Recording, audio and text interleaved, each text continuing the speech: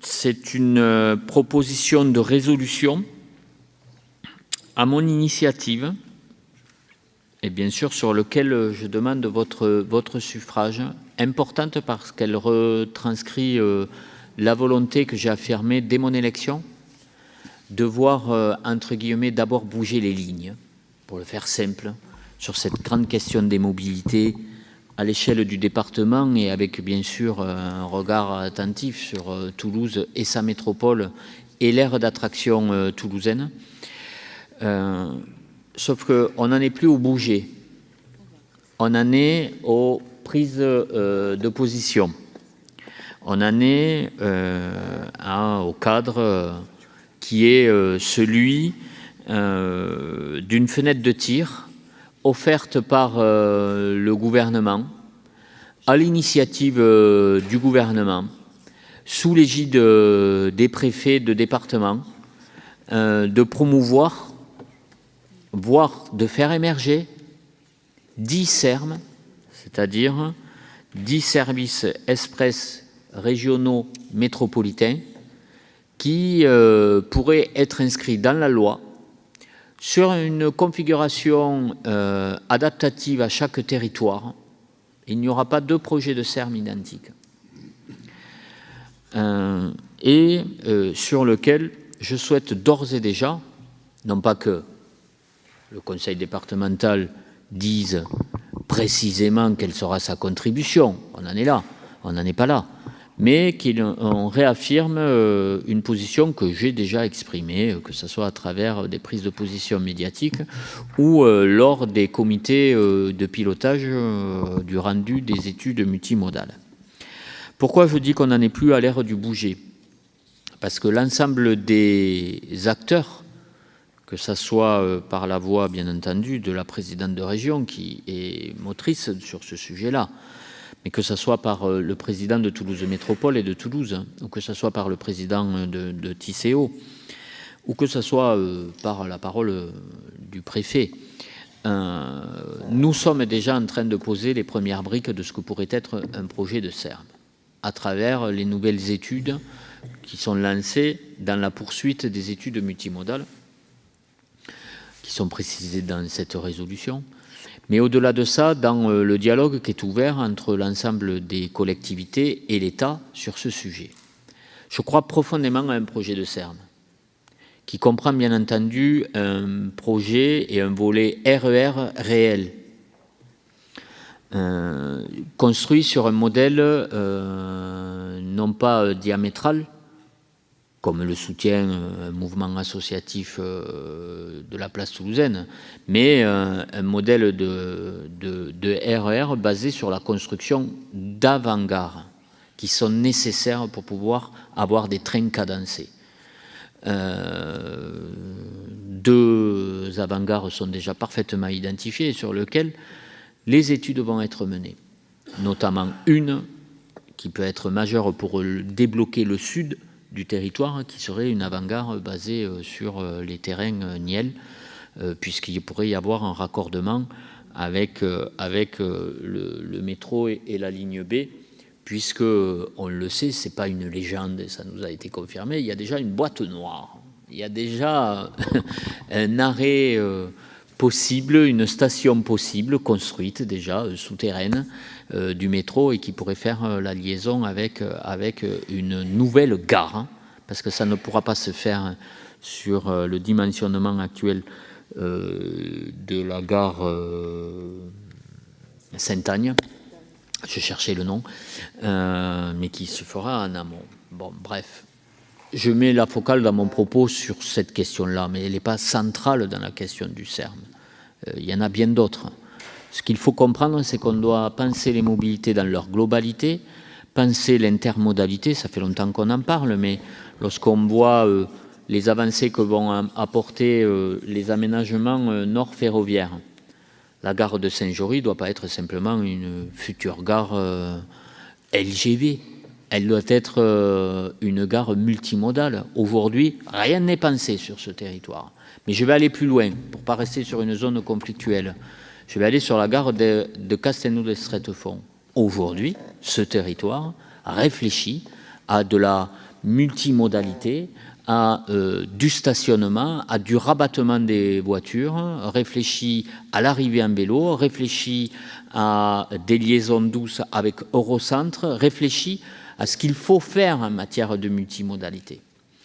Réfléchi, quand je dis réfléchi, maîtrise du terrain, maîtrise du foncier, dessiner la ville de demain autour de tel projet et dessiner les mobilités, pas simplement de sa propre commune, mais au-delà.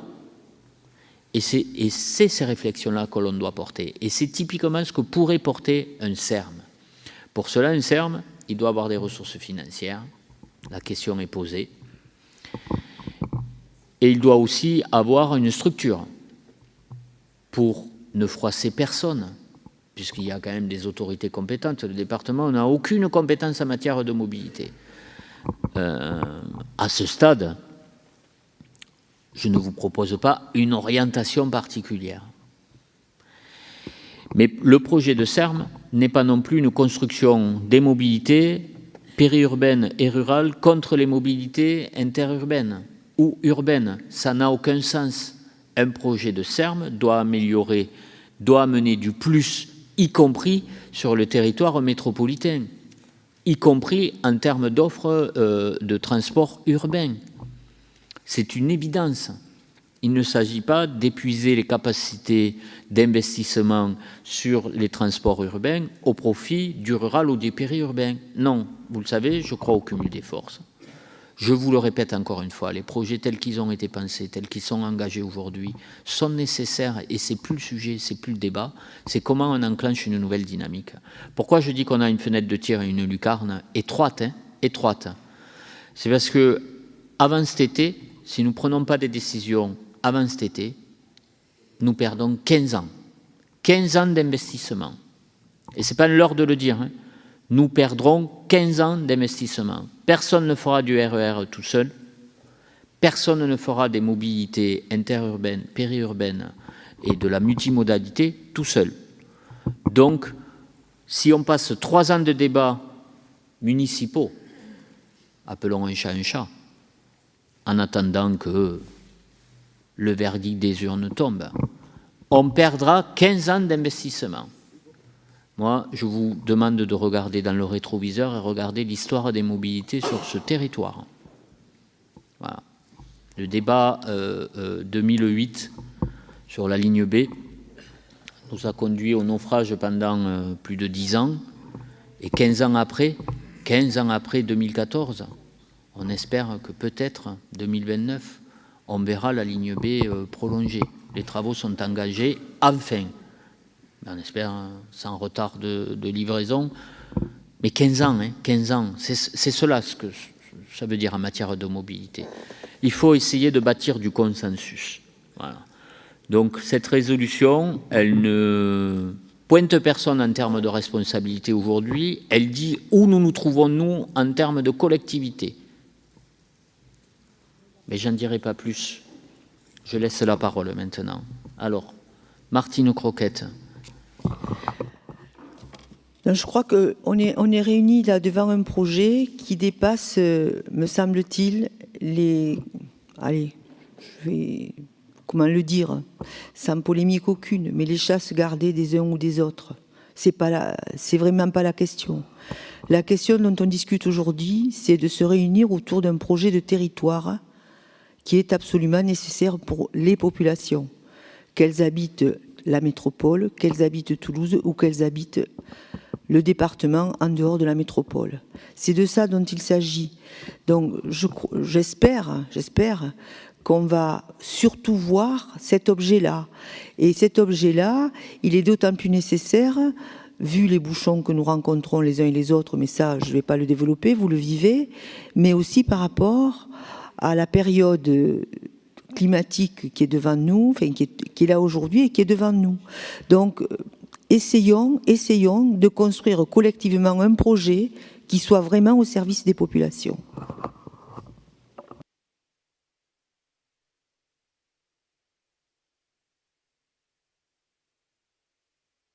Alors, Dans l'ordre, Jean-Marc Dumoulin, Marc Perret, Isabelle Hardy, Jean-Baptiste Scorail, Maryse Veza-Baronia. Jean-Marc. Et il y en aura d'autres, bien sûr. Pardon, je me réjouis d'un... À la première salve, vous inquiétez pas, je reprendrai les paroles.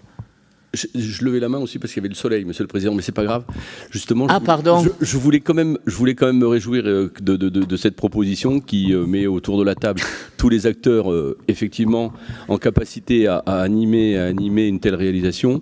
Simplement, juste, j'espère que la région sera effectivement très participative. Je sais qu'à l'époque, il y a 2 ans ou 2 ans et demi, un tel projet avait été évoqué et la région avait effectivement dit que c'était pas l'affaire des collectivités locales et notamment des EPCI, je ne redemande pas la parole, des EPCI, et donc si vous arrivez bien évidemment à animer avec certaines de nos collectivités ce projet, on s'en réjouira.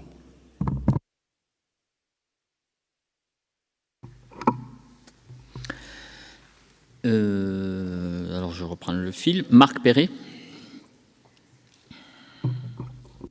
Merci, Président. Effectivement, nous avions proposé un vœu et nous vous remercions d'avoir repris une grande partie de la rédaction de ce vœu que nous avons donc retiré dans la joie et l'allégresse, puisque c'est bien repris et renforcé même à travers le vœu, non pas le vœu, c'est quoi? Une résolution. Moi, je n'ai pas compris. Un vœu, une motion, une résolution, je n'ai pas compris. Mais bon, on va peut-être nous expliquer. Donc, très bien. Premier point, effectivement, ça se place dans l'approche générale de réaction face à l'urgence climatique, d'une part, et donc à la difficulté aussi de déplacement dans l'agglomération toulousaine. Je profite pour faire une incise sur le projet A69, qui, lui, est totalement à 180 degrés de ce qu'il faut faire justement pour répondre à cette urgence climatique, et nous apportons ici tout notre soutien à ceux qui se battent contre ce projet qu'aurait pu porter Michel Poniatowski ou Alain Poher, vous voyez, pour fixer un peu la période à laquelle il aurait pu apparaître, ce projet-là.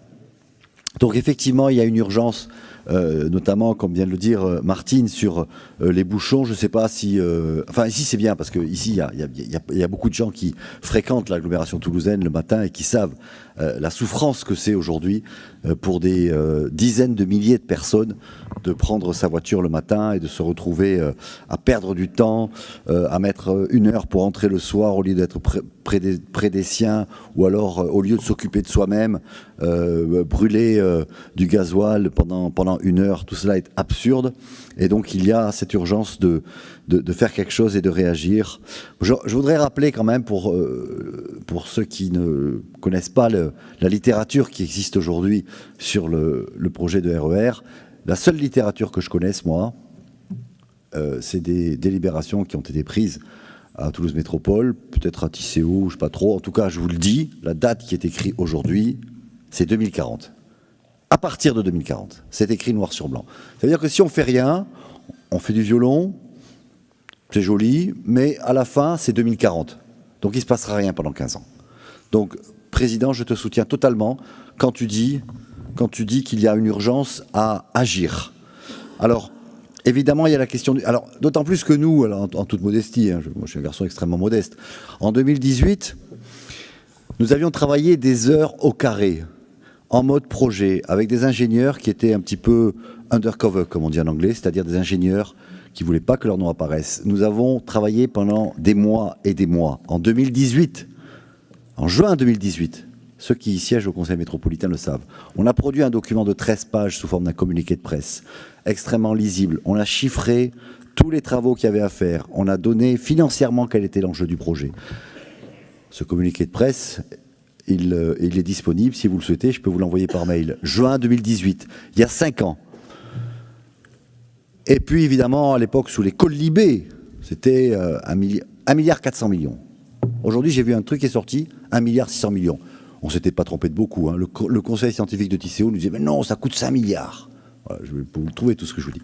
Donc nous, on a une petite nervosité quand on voit qu'on a perdu 5 ans, alors que ce projet magnifique existe et qu'il, je vous le redis, je peux vous le transmettre avec grand plaisir.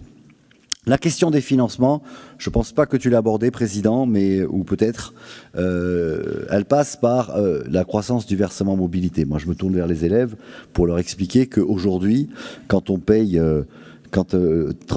faire bouger des bus dans la banlieue toulousaine ou à Toulouse, quand ça coûte 100 €, sur les 100 €, il y en a 57% donc, qui viennent du versement mobilité, c'est-à-dire quelque chose que les entreprises payent par rapport à la masse salariale. Donc aujourd'hui, 57% du fonctionnement de Tisséo, il faut que vous le sachiez, c'est le versement mobilité. Alors, la question de faire croître ce taux, qui est à 2% aujourd'hui, il est à 2,95, je pense qu'il passe au-dessus de 3 à Paris, enfin dans l'agglomération parisienne. Donc la question de passer ce taux au-dessus de 2, par exemple à 2,4 ou 2,5, ce sont des enjeux colossaux. Parce que quand on collecte 280 millions d'euros, Tisséo collecte 280 millions d'euros en gros par an à travers le versement mobilité. Vous imaginez que quand on passe de 2 à 2,5, c'est une progression d'un quart, donc ça fait des dizaines de millions d'euros de plus en capacité de financement. Donc cet enjeu-là, il a été signé récemment par Jean-Luc Moudenc, qui a donc, avec d'autres présidents, a dit tiens, il faut faire croître le versement mobilité, ce qu'on disait nous il y a 4 ou 5 ans au métro de Toulouse Métropole, mais à l'époque on nous disait mais c'est pas ici que ça se passe, c'est à l'Assemblée nationale. Ah bon? Ah, on le savait pas. Très bien, et voilà, donc la question du financement, elle est essentielle parce qu'il ne s'agit pas qu'il y ait un effet d'aubaine et que ces peut-être dizaines de millions d'euros de plus en financement viennent financer autre chose que ce dont rêvent les banlieusards que nous sommes, c'est-à-dire d'avoir un accès à un système de RER, SERM, performant, pas cher, moderne, cadencé, etc. Donc la question du financement est essentielle. Il va falloir être vigilant sur cette croissance du versement mobilité et où iront les sommes qui éventuellement seront perçues en plus. Donc la question de la structure publique, très bien dans le vœu, c'est-à-dire de redire il faut créer une structure publique sur le même mode que ce qui a été créé dans un claquement de doigts pour le GPSO. Claquement de doigts, hein. Quand on veut, on peut. Hein. Donc la LGV, très bien la LGV des attachés case, ça s'est fait vite quand même. Hein. Donc là, on va pouvoir peut-être faire la même chose rapidement. Et moi, je propose donc, pour ne pas être trop long, hein, je pense qu'il y a 3 étapes pratiques. Ça a été dit par le président là, qu'il ne faut pas rater. La première, c'est le CPER, le contrat plan État-région, dans lequel on met des grandes lignes et beaucoup d'argent. Si on rate ce train-là, on en prend pour 10-15 ans, le CPER. 2, il y a des propositions à court terme qui existent effectivement, qui sont portées par Allumons l'étoile. Pourquoi ne pas les étudier et les appliquer? 3, la création de la structure. Moi, je pense, nous, on a quelques idées. Hein, si on peut modestement contribuer, et nous, on propose qu'il y ait un groupe de travail qui soit mené par Martine Croquette, qui dirait voilà la feuille de route pour pousser concrètement à la création de ce CERM dans les mois qui viennent. Merci.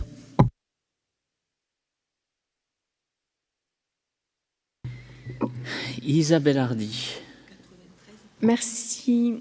Cela a été dit, c'est vrai que dans d'autres instances, nous portons ce projet depuis plusieurs années, mais il y a un an, ici dans cette enceinte, presque jour pour jour, puisque nous étions le 18 octobre, nous nous apprêtions à voter un vœu pour alerter sur la nécessité de construire un projet de mobilité à hauteur des défis engendrés par les crises climatiques, écologiques et sociales que nous traversions.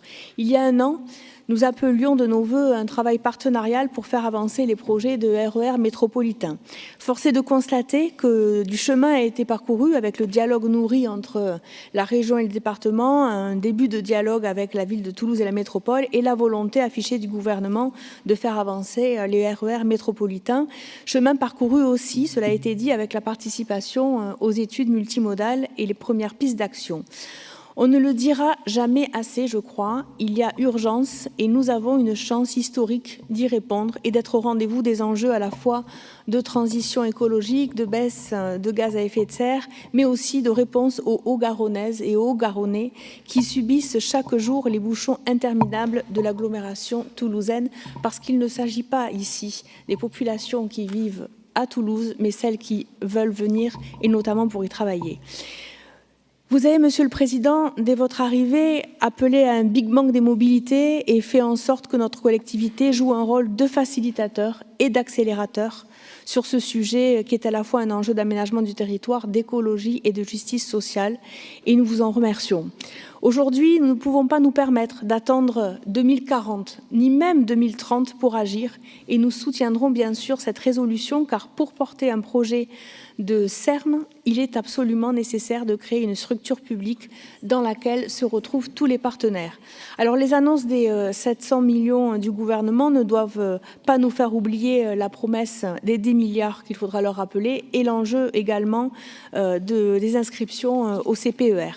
Mais il faut utiliser ces 700 millions du gouvernement comme effet de levier et lancer des études opérationnelles pour avancer concrètement, car l'avantage d'un SERM et d'un RER, c'est qu'il n'est pas nécessaire d'attendre la réalisation du projet dans sa globalité pour en voir les premiers effets positifs, mais chaque étape comptera, chaque étape apportera une solution à court terme. L'avantage d'un SERM, c'est que cela répond à la fois à l'urgence, mais cela crée aussi de créer un projet dans un temps plus long. Merci.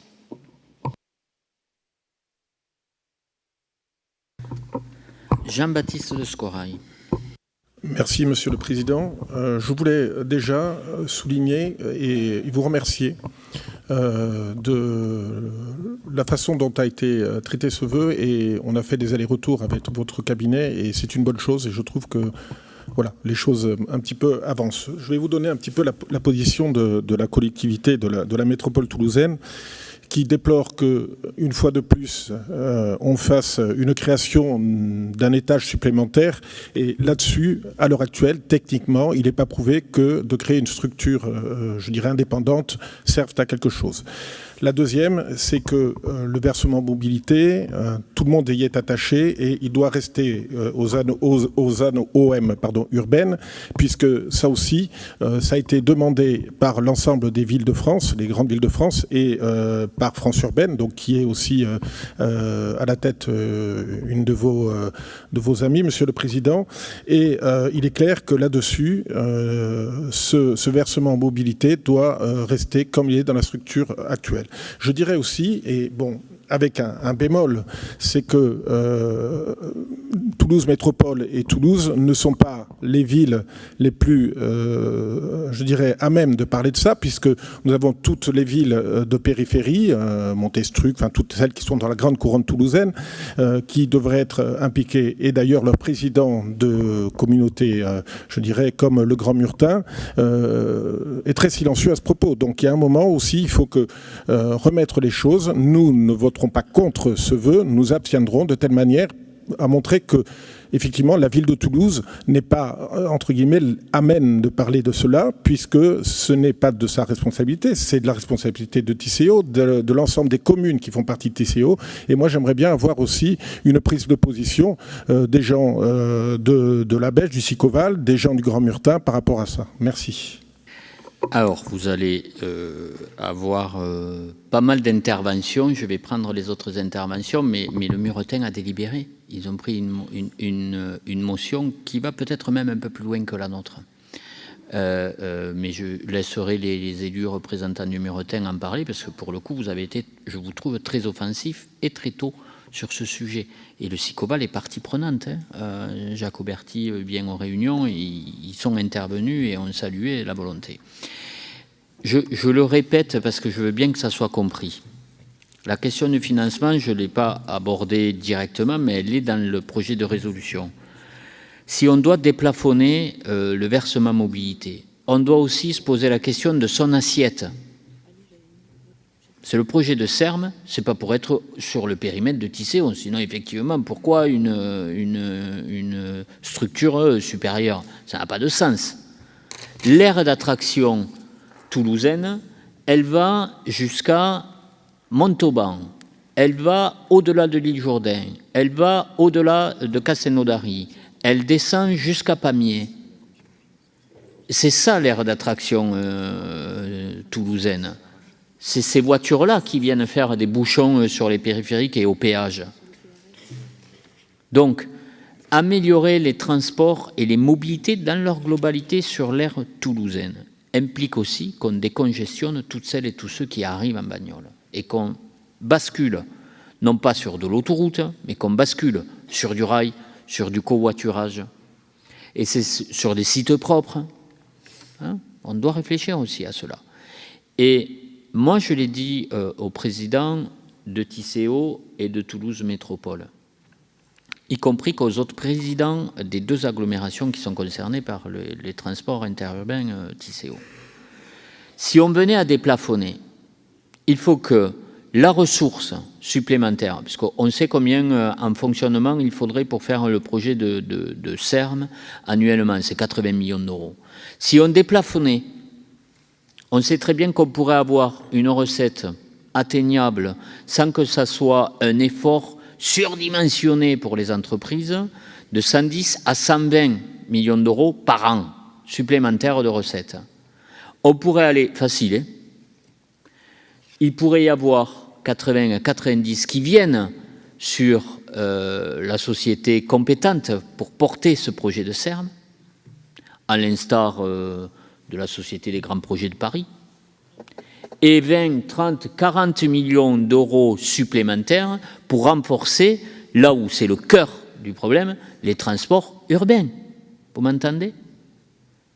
Donc, créer une nouvelle structure, parler de nouveaux projets. Et c'est en cela que moi je dis je n'oppose pas les projets les uns aux autres. C'est pas pour aller faire les poches de Tisséo, pour aller faire autre chose que les projets qui sont en cours. Sinon on se plante. Je suis très clair là-dessus, très très clair. Voilà. Ça me paraissait utile de faire cette précision dans le débat que nous avons. Alors, oui, je vais vous saluer parce que je crois que vous partez là, les jeunes collégiens. Alors, vous savez ce qu'on va vous offrir aussi? La possibilité de faire des selfies dans l'autre sens, et nous, on va simuler comme si on était encore, parce que je sais que vous en êtes friands et que vous êtes frustrés de ne pas avoir pu prendre des photos parce qu'on a dû vous donner l'interdiction de prendre une photo. Les élus, on vous autorise à nous prendre et on ne bouge pas, nous. Voilà. Et je vous salue et bon retour en classe et bon parcours encore. Je reviendrai vous voir.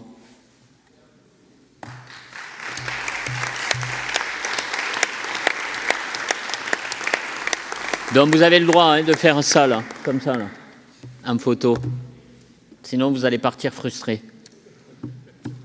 Et...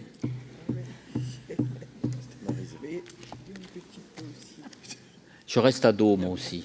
C'est ça votre question? Ouais. J'en ai 2 à la maison et une 3e qui arrive sur le chemin. Ça force. Je suis en formation continue là-dessus.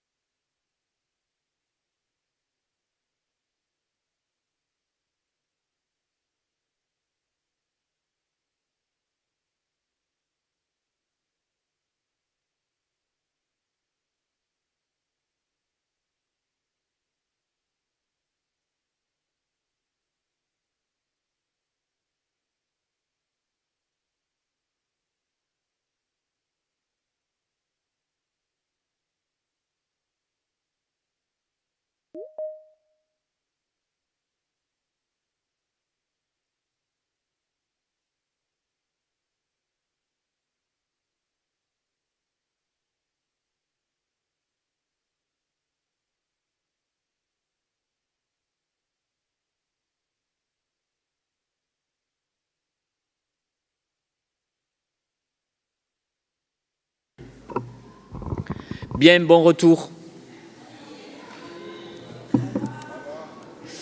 Je vous propose qu'on reprenne le... Alors, avant de donner la parole à Maryse, pour moi, ma clarté de conduite de séance, il y avait Victor de Nouvion qui avait demandé la parole. Je crois... Qui avait demandé la parole encore? Alors, Sandrine, Thierry Ciot, Christophe Lubac.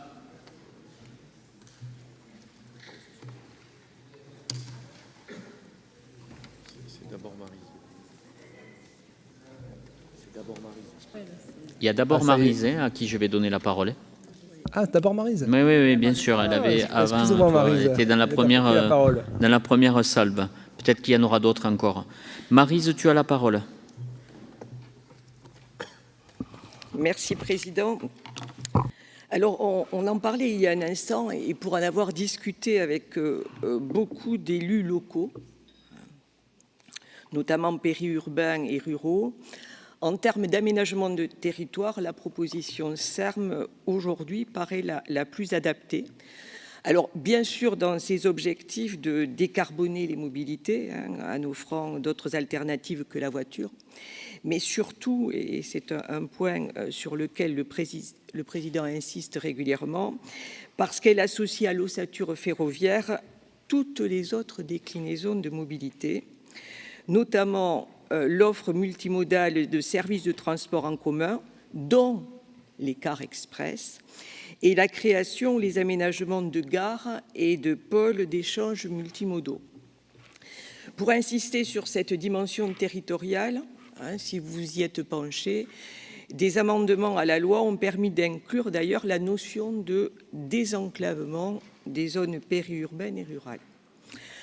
En Haute-Garonne, tous les EPCI et PETR ont réalisé, et je le précise, pas depuis 2018, 2019 ou 2020, depuis bien plus longtemps, de superbes schémas, des plans de mobilité adaptés à leur bassin de vie, mais ils attendent, aujourd'hui encore, une mise en synergie d'ampleur. Et le SERM peut être cet effet levier structurant en relation, bien sûr, avec l'aire métropolitaine. C'est, et je crois que nous sommes d'accord là-dessus, une urgence absolue pour toutes les raisons liées à l'urgence climatique que nous connaissons, mais aussi pour combattre de manière concrète le sentiment de relégation, je dis bien le sentiment de relégation des habitants des zones périphériques, et l'idée aussi, mes chers et chers collègues, d'une impuissance, voire d'une incapacité des politiques que nous sommes à trouver des solutions à leurs problèmes quotidiens, dont l'enfer des déplacements pendulaires. Nous en avons eu un exemple ce matin encore. Alors bien sûr, la proposition financière de l'État est dérisoire à ce jour. Mais je ne voudrais pas que nous en fassions un prétexte pour perdre du temps et rester encore dans l'inaction.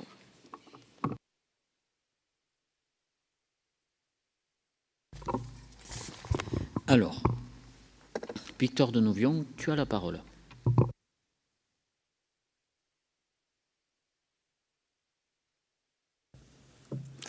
Bien, merci Monsieur le Président.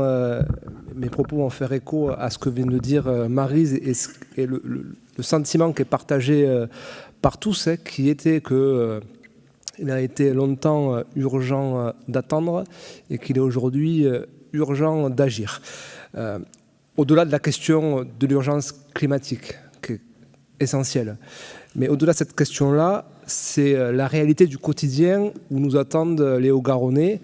Je vais parler d'un territoire que je connais bien, c'est celui du Nord toulousain. Exemple ce matin, une heure et quart pour faire 15 km. Au quotidien, les lycéens qui sont de notre canton avec Sandrine Floureuse, c'est 1 heure pour aller au lycée de Toulouse-Lautrec. C'est beaucoup de temps perdu dans les bouchons et c'est un sentiment d'impuissance quand, en 2015 ou en 2021, les électeurs nous parlaient dans leurs préoccupations premières de la question des transports et que nous n'étions pas, c'est une réalité, en mesure de leur apporter des réponses concrètes et immédiates.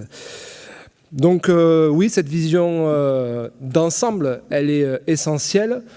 Oui à ce SERM, oui au RER, oui aux mobilités du XXIe siècle, on y croit. Et si le département peut impulser cette dynamique-là, eh bien tant mieux. Et je pense que, je l'espère, que ça sera un vote unanime.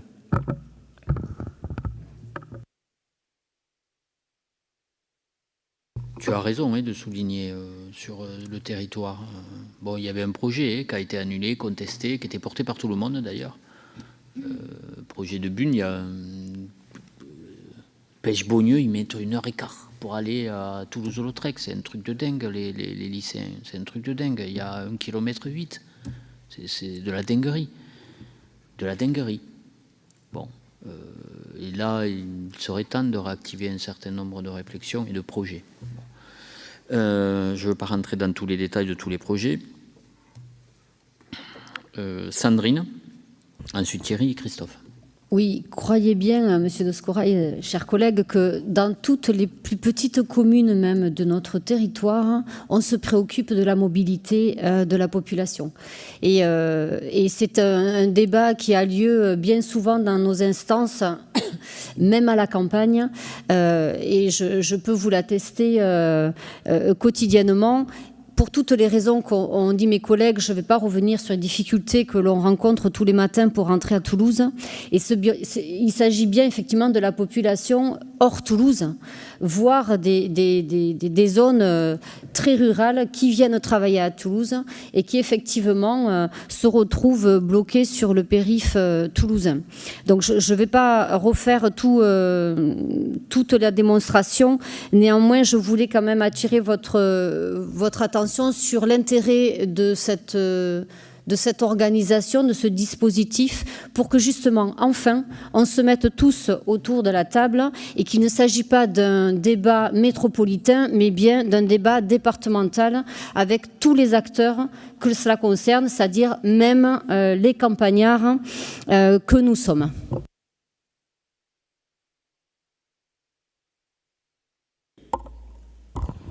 Oui, je ne pensais pas intervenir parce que je pensais qu'on allait tous dire la même chose et tous se féliciter de pouvoir converger là où le débat des mobilités dans notre département et au-delà a toujours été entravé par des logiques de frontières géographiques, de frontières de compétences ou de frontières financières. Et j'allais donc me réjouir et je pensais que ça allait être là l'expression générale et collective de nous réjouir qu'enfin nous ayons un cadre de dépassement qui réconcilie effectivement les enjeux du monde rural et du monde urbain, qui réconcilie une réflexion générale sur l'ensemble des mobilités et qui nous permette de regarder sans concession, mais avec le soulagement justement du dépassement et d'aller de l'avant, ce que nous n'avons pas su faire dans les années passées. Et donc je me souscris parfaitement à cette logique de choc de mobilité. Et c'est donc, si j'interviens pour remettre dans le débat le fait que si ça semble nouveau pour notre collègue M. Scorail que d'autres que lui ou que la métropole se passionnent pour les débats de transport, c'est pourtant un fait acquis que sur nos territoires, les collègues un peu plus éloignés de Toulouse, encore colonel Muretin-Aglo, l'ont exprimé à l'instant, nous débattons assidûment de la question des mobilités et des transports. Nous nous saisissons de toutes les possibilités et de toutes les opportunités. Nous sommes des partenaires du débat au sein de Tisséo SMTC où nous portons à la fois des débats d'intérêt général, un regard sur l'ensemble du périmètre et au-delà, et en même temps où nous portons, parce que c'est la nature de nos institutions, la défense des intérêts de l'ensemble du territoire du Muretin-Aglo et de ces 26 communes. Nous regardons et nous nous saisissons des projets tels que le réseau Express Vélo quand le département en a l'initiative et qu'il nous permet d'envisager une ossature qui va donner un débouché à nos modes actifs qui sont un des fers de lance d'ailleurs de l'engagement du Muretin-Aglo. Et puis quand le sujet nous y conduit, nous proposons effectivement, puisque nous l'avons intitulé ici, ainsi, un véritable choc d'offres des mobilités sur le territoire. Alors, je ne vais pas vous donner lecture, mais je voudrais vous donner les items de la motion adoptée récemment par le Muretin Agglomération qui s'exprime pour une nécessaire et forte ambition ferroviaire. On l'aborde dans toutes ses dimensions, du cadencement, de la fiabilité, de la capacité des rames, de l'enjeu du stationnement, de l'amélioration du réseau ferroviaire, la question des études financières et techniques de la future gare Niel, puisque c'est bien celle-là, Saint-Agne-Niel, qui fait débat du point de vue de notre territoire, mais nous ne sommes pas exclusifs de cette hypothèse-là. Nous avons un regard sur l'ensemble du grand territoire de la grande métropole et de la région. Et puis, nous demandons aussi un impératif développement continu, et je vous remercie de vous faire le porte-parole de mes propos auprès de vos collègues de Tisséo, de l'offre bus, puisque c'est bien là l'objet aussi de nos discussions au sein de l'autorité organisatrice de transport. Nous avons en ce moment un projet cofinancement de ligne express bus entre Muret et Basso-Cambo. Il y a quelques années a été réalisé le Linéo 5, donc notre territoire est en partenariat, en développement, mais insuffisamment sur cette question des lignes structurantes de bus, sans parler du réseau. Je sais que certains gestionnaires doctrinaires voudraient qu'on abandonne du réseau parce qu'il faut abandonner du fonctionnement pour aller sur de l'investissement, mais nous sommes un territoire aussi où le réseau, le bus qui circule, la navette qui circule sont des exigences, et nous demandons aussi un regard. Et c'est pourquoi d'ailleurs, pour l'investissement comme pour le fonctionnement, j'avais souscrit au Conseil de Tisséo, j'avais même été celui qui avait énoncé les propos de Jean-Luc Moudinque rapportés par la presse sur le déplafonnement du versement mobilité. Mais à l'époque, je rappelle que s'il avait évoqué le déplafonnement, c'est parce qu'il reconnaissait implicitement qu'il y avait un problème de financement de la 3e ligne de métro qui risquait d'obérer les autres projets du territoire couvert par Tisséo. C'est ça aussi les sujets que nous devons aborder. Et quand on abordera la question des financements, il faudra que nous ayons un débat transparent et un débat honnête. Nous avons délibéré aussi pour un accompagnement volontariste, et je salue encore le département, sur le développement des modes doux. Nous avons délibéré sur un besoin de simplification de la billettique. Vous voyez, Monsieur de Scorail, nous sommes dans la complexité des sujets.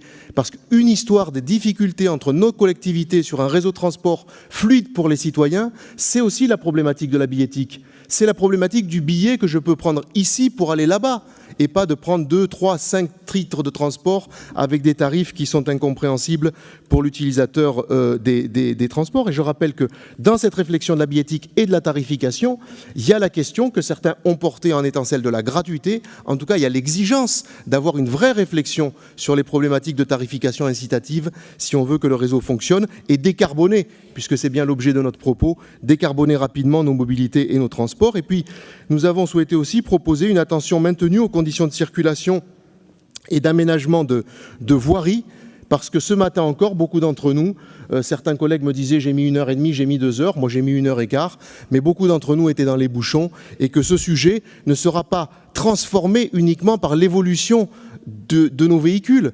S'il y a autant de bolides électriques qu'il y a de bolides thermiques sur les routes, on aura des problèmes de déplacement et de circulation, et donc il faut apporter une attention toute particulière à ce sujet. Et puis enfin, nous nous sommes prononcés pour une indispensable concertation des différents partenaires de la mobilité, et c'est là où je pensais que nous serions tous à nous réjouir, plutôt que de nous tromper sur les engagements politiques des territoires avec lesquels nous sommes pourtant partenaires. Merci.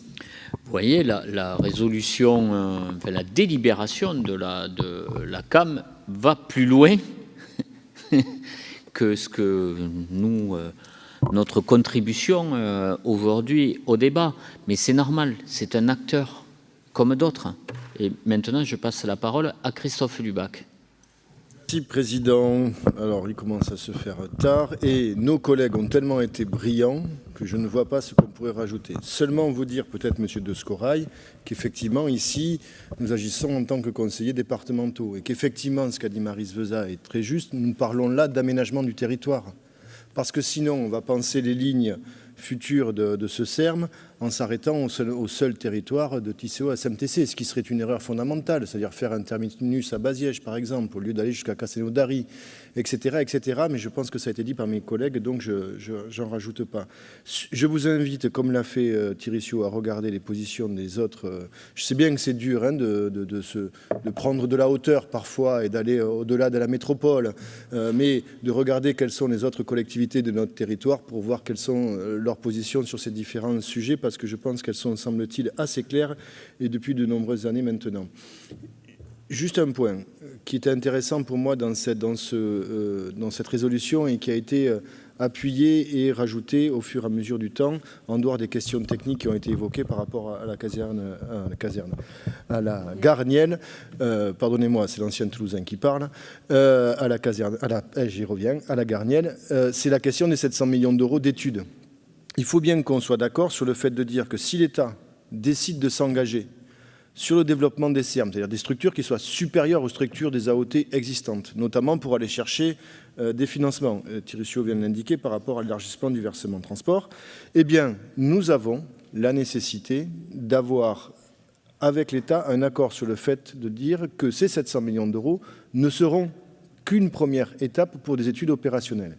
Et que nous devons donc, si on le souhaite, accélérer fortement, pouvoir faire ces études de manière rapide, parce que nous avons déjà quasiment tout sur la table, et que dans la suite, on puisse avoir un engagement financier de l'État en termes d'investissement à la hauteur des 10 milliards, alors il n'y en aura peut-être plus 10, 9,3 milliards on va dire maintenant, pour pouvoir financer ces SERM et ensuite permettre la possibilité d'avoir des organismes publics, comme on l'a fait avec GPSO et tout ce qu'on peut en penser, pour pouvoir mettre en œuvre ces investissements sur nos territoires. Voilà, il y a un dernier clin d'œil à mon collègue Marc Perret. Tu as oublié de rappeler le rassemblement de Ramdam samedi à 12h. Voilà, quand même. Merci. Je vais vous redonner la parole, Jean-Baptiste. C'est très important. La structure, moi, je décrit comment on pouvait la financer supplémentaire, mais je crois qu'en l'état des équipes d'ingénierie, que ce soit celle de Tisséo ou de la région, si on veut du projet supplémentaire, il faut de l'équipe d'ingénierie supplémentaire. On ne conduit pas des projets sans ingénieurs qui les pensent et qui les suivent. Si on veut du service supplémentaire, il ne peut pas se faire à périmètre identique aujourd'hui des équipes qui offrent du service. Il faut du service plus. C'est comme ça. Et si au-dessus de la RATP et de la SNCF a été créée la Société du Grand Paris, c'était bien pour conduire d'autres projets, que d'autres ingénieries ne pouvaient pas le faire. Si GPSO a été créé, c'est bien pour créer de l'autre ingénierie. Parce que sinon, les ingénieurs, si on avait nos ingénieurs en régie aujourd'hui, pourquoi on ne le fait pas? Ils bullent à Tisséo, pendant qu'ils suivent la ligne C? Non, je ne crois pas. Je pense que les équipes sont mobilisées. Et donc, si on veut faire des projets supplémentaires, il y a une obligation d'aller chercher du fonctionnement supplémentaire et pas à vider les poches des autres. Ça, c'est très clair. Et ça, je l'affirme. Et le message, parce que moi, je comprends les craintes. Je n'entendrai pas les oppositions, mais je comprends les craintes. Si je pouvais, par votre voix, amener un complément de ce que je dis, moi, en direct au président de Toulouse Métropole, et que je vais réaffirmer dans pas très longtemps, parce qu'on va se rencontrer, il y aura ce sujet, bien sûr, sur la table. C'est que je crois beaucoup au cumul des forces en la matière. Vraiment. Et que je crois qu'on peut être à la veille de prendre de très grandes décisions qui ne vont pas déshabiller les Toulousains dans leur capacité à pouvoir avoir des offres de services payées par les Toulousains pour les Toulousains. Parce que ça, je le comprends et on le comprend tous. Mais qu'en même temps, nous sommes dans une fenêtre de tir où si nous ne la saisissons pas, là, moi, je tomberai dans la politique politicienne. Et je pointerai les responsabilités. Aujourd'hui, le département, il doit être facilitateur, parce qu'on n'a pas d'autre rôle à jouer, prêt à contribuer à une grande hauteur, en préservant les intérêts de toutes et de tous. On n'a pas de compétences, et moi, j'ai pas de je réclame pas de siège, ni de présidence de quoi que ce soit. Je veux dire, on n'a pas d'autorité et on n'a pas de compétences. Donc on est très à l'aise pour prendre position sur ce sujet et je comprends parfaitement que là où on a une autorité, des moyens pour conduire des projets, on veuille les préserver. C'est totalement légitime. C'est le contraire qui ne serait pas rassurant. Donc moi, je comprends complètement. Et quand je parle de compréhension mutuelle, il faut bien comprendre aussi aujourd'hui que ce qui est en train de nous empoisonner la vie, dans tous les sens du terme, comme au sens figuré, comme au sens propre, c'est vraiment l'absence d'une réponse un peu plus globale, un peu plus au niveau des enjeux, sur la réponse, sur la question des mobilités. Et si des territoires comme la CAM vont plus loin dans les réflexions, si des territoires comme le SCOT du pays du Sud toulousain, comme celui du Nord toulousain, prennent des vraies positions aujourd'hui, réfléchissent précisément à de l'intermodalité, réfléchissent à de la liaison sans aucune autorité pour le faire et sans aucun moyen à ce stade pour le faire, c'est bien que ça devient une préoccupation, voilà, de leurs concitoyens. Et on nous interpelle sur ces questions-là. Et on doit y répondre à cette échelle-là. Bâtissons-la ensemble. Voilà. C'est le message, moi, que je passe. Bâtissons-la ensemble. Et je le dis, moi, je faciliterai, y compris les manières de gouvernance sur ce sujet-là. Pas de prérogative, aucune. On aura la place qu'on voudra bien nous laisser. Il n'y a pas de compétence ici. Mais on a une sacrée capacité encore à pouvoir financer et avoir aussi à donner de la voix. Monsieur de Scorail, je vous laisse le mot de conclusion sur cette séquence. C'est bien aimable, Monsieur le Président. Bon, je vous rappelle que je n'ai pas dit que j'étais contre, je dis que j'ai même salué la démarche globale de ce vœu. C'est important. La seule chose, c'est qu'à l'heure actuelle, d'aller, et c'est dans le texte, je vous ai dit deux choses, c'est d'aller créer une nouvelle structure. À l'heure actuelle, ce n'est pas d'actualité. Je pense que les discussions que vous avez avec Tisséo, et en septembre, vous en avez eu pour pouvoir parler de sommes complémentaires de 100 millions d'euros, etc., sur Tisséo, vous êtes capable de le faire dans cette structure qu'est Tisséo.